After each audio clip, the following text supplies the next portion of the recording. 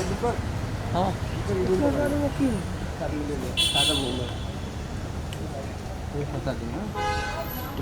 Side में करना एकदम पूरा इधर मत करना।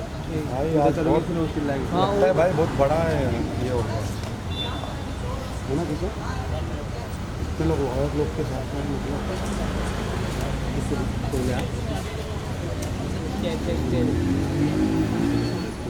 वेट वेट हाँ कुछ उसको किया रिसेंटली तो उसने भी कुछ बोला नहीं है, बीच में बंद हो गई। मैंने उसको जब बोला कि मैं लीगल जाने वाली हूँ तो उसने स्टेटमेंट देने बंद कर दिया। कुछ स्टेटमेंट उसने दिए हैं गलत। वो क्या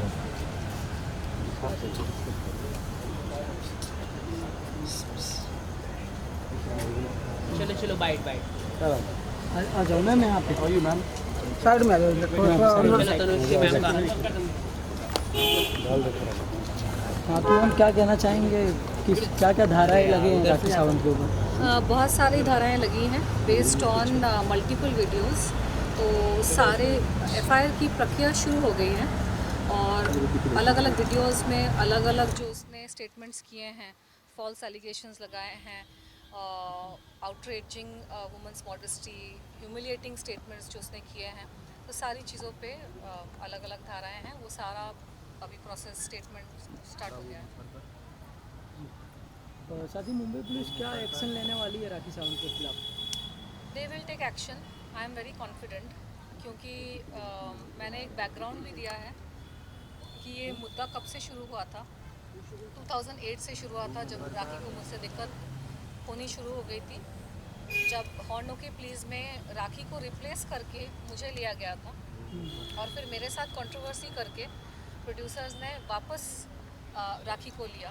तो उसमें प्रोड्यूसर्स की एक चाल थी कि मेरे नाम पे पब्लिसिटी करके, शायद उनकी पहले से प्लानिंग थी कि राखी को ही लेंगे, लेकिन उन्होंने पहले राखी को रिप्लेस किया मेरे से और उसके बाद मेरे साथ कंट्रोवर्सी करके वापस राखी को गाने में लिया और मेरे सारे चेक्स उन्होंने बाउंस कर दिए।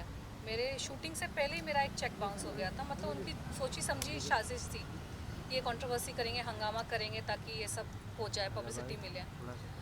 मैं ये कहना चाहूँगी कि इस तरह के गलत काम करने ही नहीं चाहिए प्रोड्यूसर्स को, क्योंकि अगर मैं गाना कर लेती, वो गाना रिलीज़ हो गया होता, मैं उस वक्त मेरा एक नाम था, मैंने अच्छी अच्छी फिल्में की थी, मेरी आशिक बनाया बहुत बड़ी हिट हुई थी और दूसरे भी गाने फिल्में हिट हुई थी। अगर वो गाना रिलीज़ हो गया होता तो मुझे भी आगे काम मिलता और प्रोड्यूसर्स को भी फ़ायदा होता। वो पिक्चर रिलीज़ हो जाती, वो पिक्चर आज तक रिलीज़ नहीं हुई है। उस पिक्चर की वजह से मुझे इतना इमोशनल ट्रॉमा, इतना कुछ मुझे झेलना पड़ा। उन्होंने अगर वो कंट्रोवर्सी नहीं करी होती, शॉर्टकट का काम नहीं किया होता कि कंट्रोवर्सी करके तनुश्री दत्ता के ऊपर हम ज़ोर ज़बरदस्ती करके, प्रॉब्लम्स क्रिएट करके किसी भी लड़की को अगर आप इस तरह से ट्रीट करोगे, तो कोई भी एक ईमानदार जो इंसान होता है, सेल्फ रिस्पेक्टिंग इंसान होता है, रिटेलिएट करेगा ही। आप किसी को परेशान कर रहे हो, वो चुपचाप कैसे कोई कुछ चीज़ें ना सहनशीलता के बाहर होती है और कुछ आदमी ऐसे होते हैं जिनकी हरकतें आप नहीं झेल सकते। और नाना पाटेकर की रेपुटेशन हमेशा से ऐसी रही है। उसकी एक सिर्फ मैं नहीं, बहुत सारी हीरोइंस के साथ उसके प्रॉब्लम्स हुए हैं। बहुत सारी एक्ट्रेसेस ने इंटरव्यूज़ में कुछ ना कुछ उसके बारे में बोला है और उसने अपनी छवि बनाई है कि मैं बहुत अच्छा इंसान हूँ क्योंकि मैं समाज सेवा करता हूँ। कोई प्रूफ नहीं है समाज सेवा का, सिर्फ प्रेस कॉन्फ्रेंसेस है कि समाज सेवा करते हैं। आप प्रूफ दिखा के आप बोलिए कि आपने सच में क्या समाज सेवा की है। और दूसरी चीज़, अच्छा आदमी वो होता है जो अपने परिवार के साथ रहे। हीरोइनों के साथ लिंकअप करके, हीरोइनों के साथ अफेयर करने अच्छा आदमी के लक्षण नहीं होते हैं। ये बात दुनिया को पता है, ये बात पूरी मीडिया में फैली हुई है कि नाना पाटेकर के अपने खुद के फैमिली के साथ संबंध ठीक नहीं है। वो अपनी खुद की बीवी और बेटे के साथ नहीं रहते। उसने अपने बेटे को भी इंडस्ट्री में कोई सपोर्ट नहीं दिया है। अच्छा आदमी के लक्षण वो होते हैं जो अपनी बीवी के साथ, एक ही बीवी के साथ जिससे उसने शादी की है, वो शादी निभाए।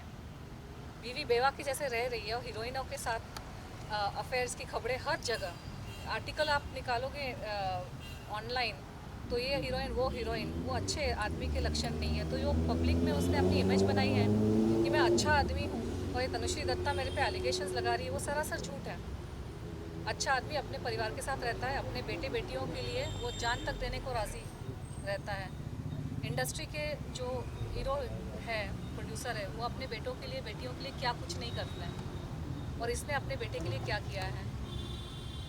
अच्छा आदमी की डेफिनेशन वो होती है तो इसके आसपास और इसका तो नाना पाटेकर का भाई मन्या सुर्वे था, सबको पता है। मुंबई का बहुत ही खतरनाक गैंगस्टर मन्या सुर्वे, ये बात मुझे रिसेंटली पता चली। 2-2.5 साल से मेरे ऊपर अजीब अजीब चीज़ें हो रही थी। असैसिनेशन अटेम्प्ट हुआ, मेरी गाड़ी के ब्रेक फेल किए गए, एक्सीडेंट हुआ, मेरे खाने में क्या मिला के पता नहीं क्या करने की कोशिश हो रही थी। मुझे समझ ही नहीं आ रहा था मेरे साथ हो क्या रहा है 2018 के बाद, खासकर जब मैंने वो प्रेस कॉन्फ्रेंस में सवाल पूछे नाम फाउंडेशन के ऊपर कि ये फाउंडेशन करती क्या है। इसके नाम पे तो डंका बजता है ना, नाना पाटेकर समाज सेवा करते, कौन सी समाज सेवा की है? गांव को अडॉप्ट किया, उस गांव में जाके देखिए अडॉप्शन में क्या हुआ है। मैं सवाल तो संविधान ने दिया है हर किसी को हक। जिस संस्था को टैक्स फ्री स्टेटस का ओहदा मिला है कि NGOs वगैरह पे टैक्स नहीं लगता, उन पे स्क्रूटिनी भी नहीं होती, NGOs पे इंक्वायरी नहीं होती कि आपके पैसे कहाँ से आ रहे हैं, कितना आप खर्च कर रहे हो। तो एक संविधान ने एक सिटीजन को तो हक दिया है सवाल पूछने का कि आप इतने पैसे आप ले रहे हो तो कहाँ खर्च हो रहे हैं, आप प्रूफ दिखाइए। किसी गाँव में ऑफिस खोल के रखा है नाम फाउंडेशन का, मुंबई में भी होता तो कोई जाके ऑफिस में पूछ सकता है कि आप अपना काम दिखाइए। मैंने सवाल पूछा, उसके बाद मेरे ऊपर ये सारी घटनाएँ घटनी शुरू हो गई। तो अच्छा आदमी वो नहीं होता जो डंके की चोट पर सीना ठोक के बोले कि अरे मन्या सुर्वे तो मेरा भाई था। नाना पाटेकर की यूट्यूब में वीडियोस है जिसने उसने एक गैंगस्टर के साथ अपने खुद के रिलेशंस एक्सेप्ट किए हैं। तो ये अच्छे आदमी होने के लक्षण है। अच्छे आदमी होने के लक्षण क्या ये है कि आप अपनी बीवी को छोड़कर हीरोइनों के साथ आपके अफेयर और लिंकअप की खबरें आती हैं। अच्छा आदमी होने के क्या ये लक्षण है कि आप अपने बेटे को आप इंडस्ट्री में खड़ा नहीं कर पाए हैं, आपके पास इतना पैसा है, इतना पॉलिटिशियंस के साथ उठना बैठना है आपका, आप खुद ही बोल रहे हैं कि आपका इतना बड़ा नाम है, हालांकि पिक्चर पिट जाती है आपकी सारी। हॉर्नो के प्लीज़ पिक्चर डब्बे में बंद थी 2.5 साल तक, उसी की वजह से मुझे हायर किया गया था। रिसेंटली वैक्सीन वार आई, ऐसी बुरी तरह से रिसेंटली पिटी है। पहली बात तो उसका बजट 10 करोड़ भी था कि नहीं मुझे नहीं पता, लेकिन अगर 10 करोड़ भी था, 10 करोड़ की पिक्चर 10 करोड़ रिकवर नहीं कर पाई तो काहे के बड़े स्टार, काहे के बड़े आदमी।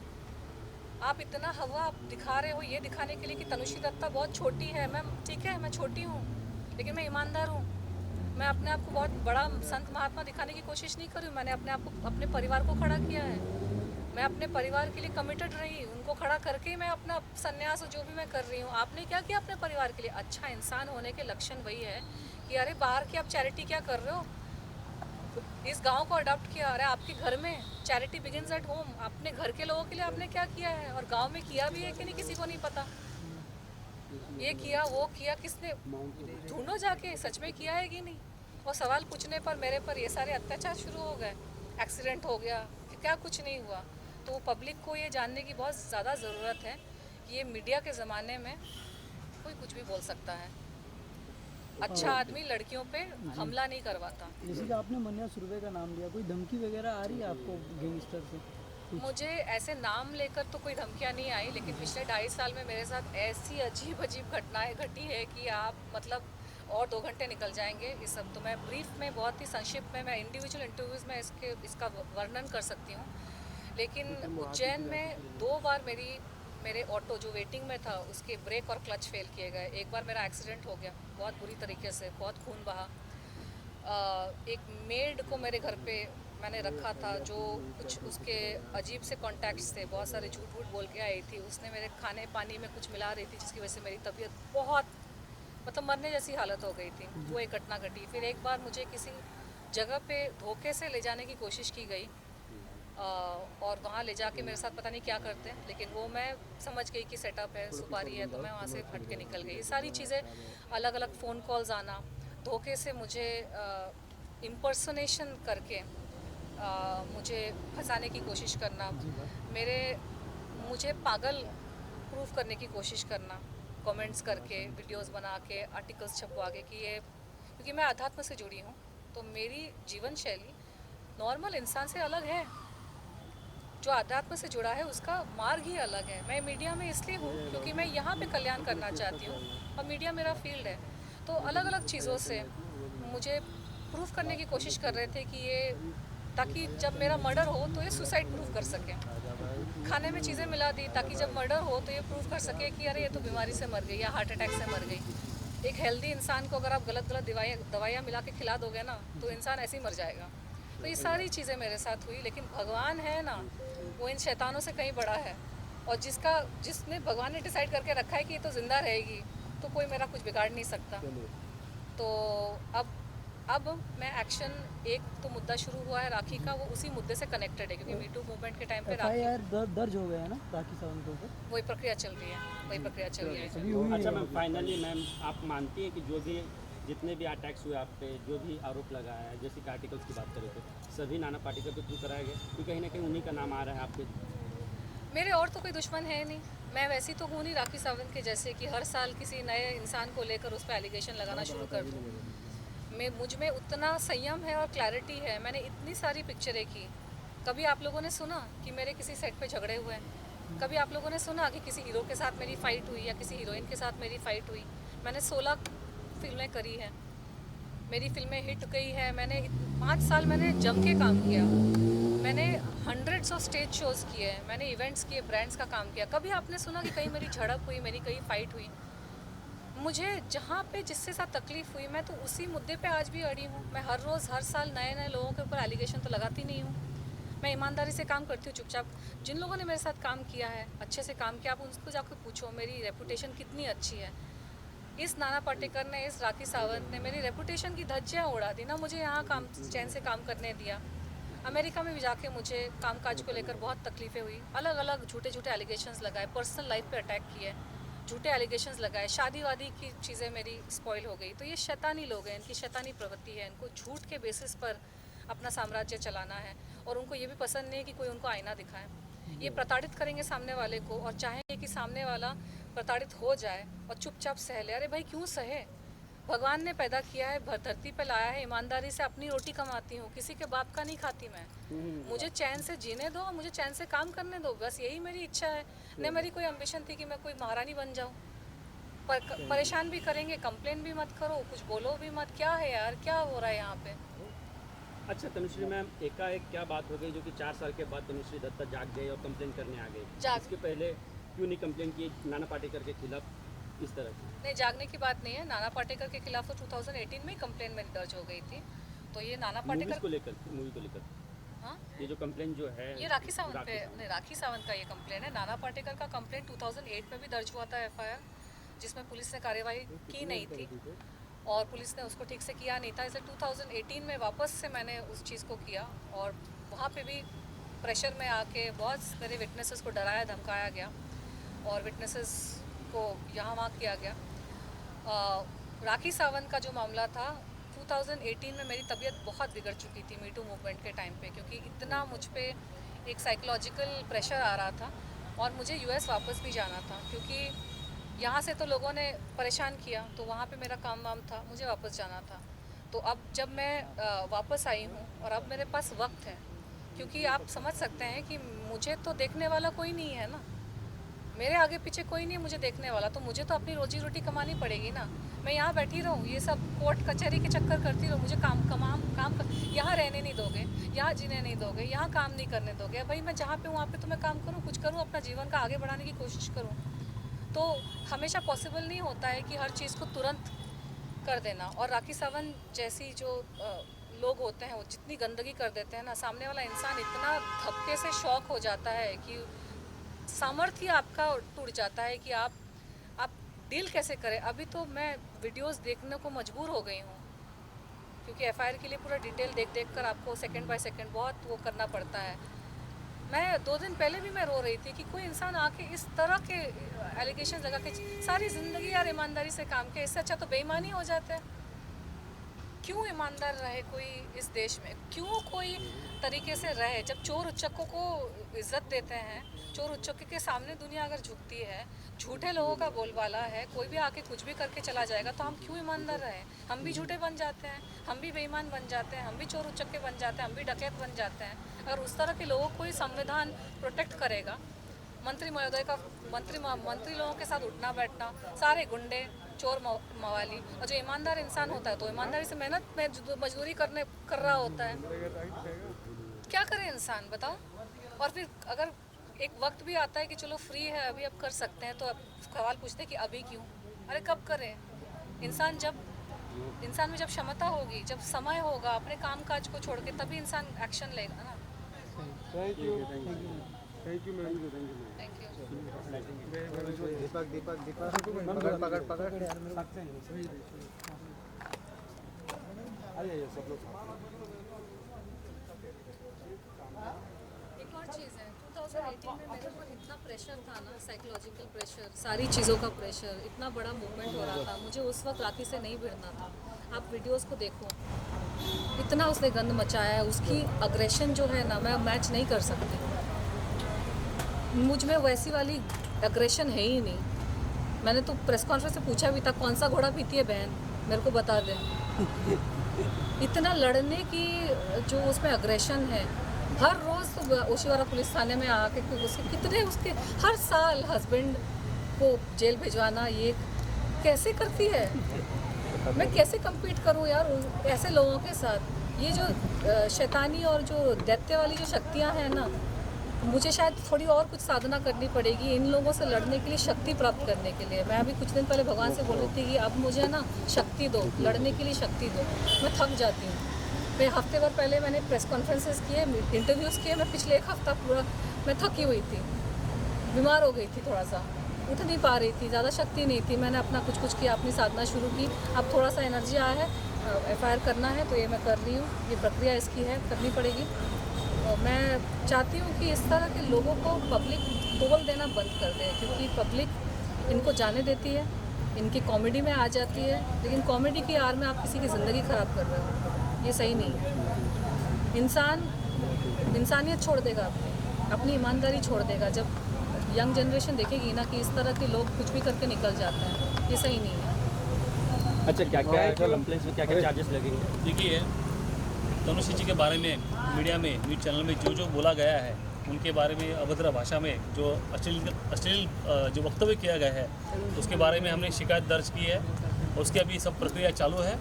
अभी हम सारा डिटेल अभी डिस्क्लोज नहीं कर सकते, क्या क्या हो रहा है, क्या नहीं हो रहा है। सारे वीडियोज़ वगैरह हमने आज जमा किए, उसका पंचनामा हो चुका है वीडियोज़ का, और वो सारे वीडियोज़ हमने पुलिस स्टेशन में जमा किए हैं और ये प्रक्रिया चालू है, अभी जारी है, कल तक जारी रहेगी। और कल आपको इसके बारे में फाइनल जो FIR के बारे में कल आपको जानकारी मिल जाएगी। चलो थैंक यू। मैं एक बात कहना चाहती हूँ, बहुत सारे लोग ना मेरे पे एलिगेशन लगाते हैं, मीडिया पब्लिसिटी। राधे भाई, मेरा करियर इतना अच्छा चल रहा था ना 2008 इंसिडेंट के पहले, कि मुझे कोई मीडिया पब्लिसिटी की ज़रूरत नहीं थी। ये शैतानी लोग आके हम जैसे लोगों को परेशान करते हैं अपनी मीडिया पब्लिसिटी करने के लिए, फिर हम पे उल्टा एलिगेशन लगाते हैं, उल्टा चोर पटवाल को डांटे कि आप कर रहे हो पब्लिसिटी के लिए। किसी इंसान को क्या हक नहीं है अपनी हक की लड़ाई लड़ने का? आप कुछ भी मुझे बोल के चले जाओगे, आप कैसे भी मेरे साथ बर्ताव करके चले जाओगे, मैं रिटेलिएट नहीं कर सकती हूँ। और जब कोई रिटेलिएट करेगा तो उस पर उल्टा एलिगेशन लगाओ कि मीडिया पब्लिसिटी। मुझे ज़रूरत है मीडिया पब्लिसिटी की, मैं अगर काम कर लूँगी ना, स्क्रीन पे आ जाऊँगी, वो 10,000 कंट्रोवर्सीज़ के ज़्यादा उससे मुझे पब्लिसिटी मिलेगी। अगर वो हॉर्नों के पीछे गाना उन्होंने मुझे शूट करने दिया होता सुकून से, शांति से, बिना परेशान किए हुए, उस गाने से मुझे ज़्यादा पब्लिसिटी मिलती है, उस गाने से मुझे आगे भी काम मिलता। तो क्या कोई इंसान अपने ऊपर ये सारी अत्याचार होने देगा? पब्लिसिटी क्या? राखी सावंत और मेरा स्तर बहुत अलग है। मुझे लीड रोल्स मिल रहे थे, मुझे गाने मेरे हिट थे, मुझे काम मिला, मैं मिस इंडिया हूँ, मुझे नहीं ज़रूरत है सड़क पे आके पब्लिसिटी का। मेरी एनर्जी नहीं होती ये सब कोर्ट कचहरी ये सब करने के लिए, लेकिन करना पड़ रहा है अपने हक के लिए। क्योंकि आज इस राखी सावंत को अगर मैंने छोड़ दिया ना, तो सबको लगेगा कि अरे तनुश्री तो ईजी टारगेट है, उसको आप कुछ भी करके निकल जाओगे। थोड़ी परेशानी तो होनी चाहिए सामने वाले को, अगर आपने मुझे परेशान किया है, क्योंकि मुझे तो और भी जीना है ना, और भी काम करना है, और कुछ करना है, करना पड़ता है अपने आप को बचाने के लिए। आपको लड़ना पड़ता है। मुझे लड़ना बिल्कुल पसंद नहीं है, मैं बचपन से वैसी हूँ, मुझे लड़ना पसंद नहीं है, मुझे जोर आवाज़ में बात करना पसंद नहीं है, तू मैं पसंद नहीं है। लेकिन इन शैतानों ने, इन महिषासुरों ने मुझे फोर्स कर दिया है कि मैं लड़ूं। मुझे अपने आप को उठाना पड़ता है कि आज मुझे चाहिए शक्ति, मुझे करना पड़ेगा। आप नहीं समझ रहे, पब्लिसिटी का कुछ है ही नहीं, पर पब्लिक को बताना ज़रूरी है। पब्लिक को ना बताए तो लोगों को लगेगा कुछ नहीं कर रही है। सच चिकन एंड एग सिचुएशन, करे तो क्या करे इंसान। Thank you.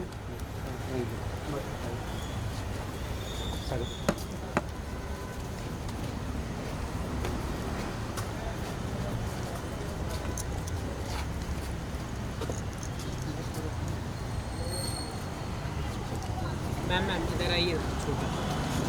उधर ही कैसे फोटो मैम आइए